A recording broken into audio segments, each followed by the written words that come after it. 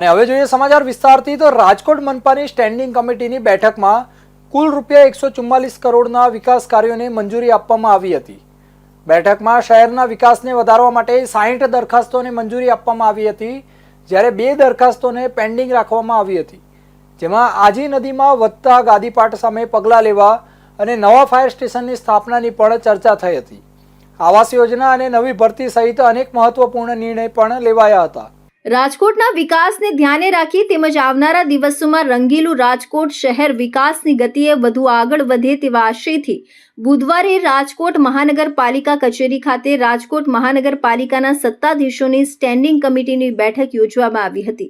ત્યારે સમગ્ર બાબતે રાજકોટ મહાનગરપાલિકાના સ્ટેન્ડિંગ કમિટીના ચેરમેન જયમીન ઠાકર દ્વારા જણાવવામાં આવ્યું હતું કે રાજકોટ મહાનગરપાલિકા કચેરી ખાતે મળેલી સ્ટેન્ડિંગ બેઠકમાં કુલ 144 કરોડના વિકાસ કામોની 60 દરખાસ્તોને મંજૂર કરવામાં આવી હતી।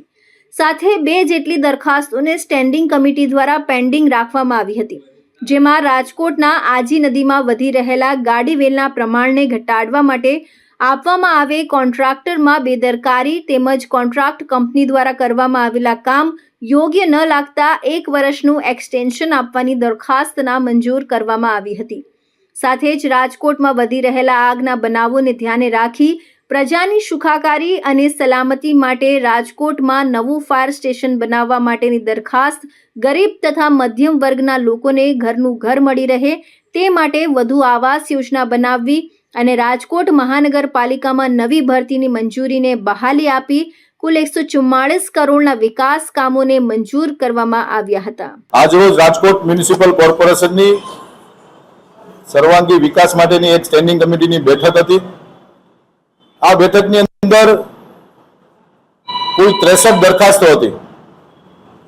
આ 63 દરખાસ્તોમાં 144 કરોડ 92,44,00,000 જેવી રકમના ખર્ચે રાજકોટ શહેરના અલગ અલગ વોર્ડની અંદર વિકાસ કામોની આજે ભારતીય જનતા પાર્ટીના સર્વે કોર્પોરેટરશ્રીઓએ આજે આ મંજૂરીની બહાલી આપી છે। કુલ 63 દરખાસ્તની અંદર 2 દરખાસ્તને વધુ અભ્યાસ અર્થે પેન્ડિંગ રાખવામાં આવી છે અને 1 દરખાસ્ત જે મોરબી રોડ ઉપર ગાંડીવેલ અને જે રાજી નદીના પટ્ટીની અંદર જે ગાંડીવેલ કામ કરતી કંપની છે, એજન્સી છે, એને 2 વર્ષનો કોન્ટ્રાક્ટ હતો અને વધુ 1 વર્ષ માટે એને કામ માટેની એક દરખાસ્ત માનનીય મ્યુનિસિપલ કમિશનર બ્રાન્ચમાંથી આવી હતી।